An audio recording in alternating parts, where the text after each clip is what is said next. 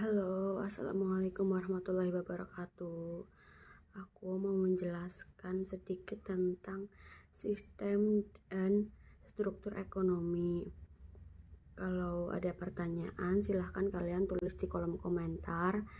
Dan misal ada penjelasan lainnya, kalian juga bisa tulis di kolom komentar ya.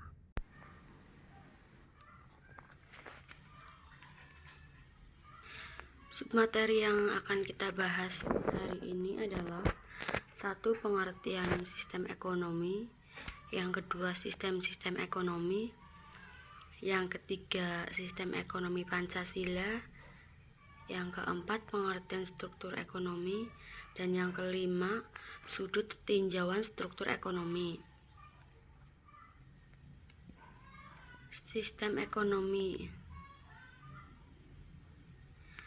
Pengertian sistem ekonomi menurut Muhammad Hatta, sistem ekonomi adalah sistem yang mengatur perekonomian agar bisa diterapkan dalam negara Indonesia dan harus atas dasar asas kekeluargaan.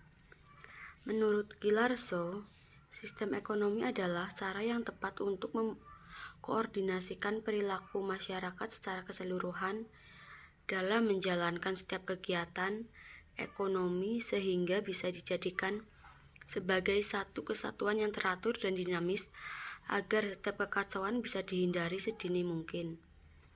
Menurut Dumairi, sistem ekonomi adalah suatu sistem yang mengatur menjalin hubungan ekonomi antar manusia dengan seperangkat kelembagaan dan suatu tatanan kehidupan.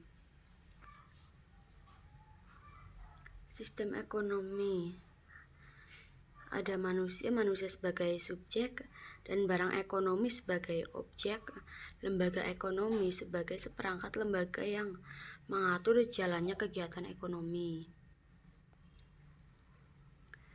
Economic system. Sistem diartikan sebagai suatu totalitas terpadu yang terdiri atas unsur-unsur yang saling berhubungan, saling terkait, saling mempengaruhi, dan saling tergantung menuju tujuan bersama.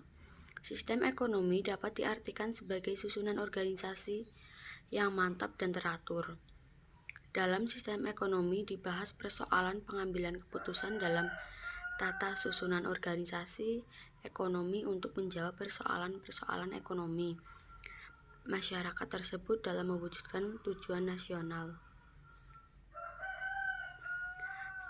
Sistem ekonomi.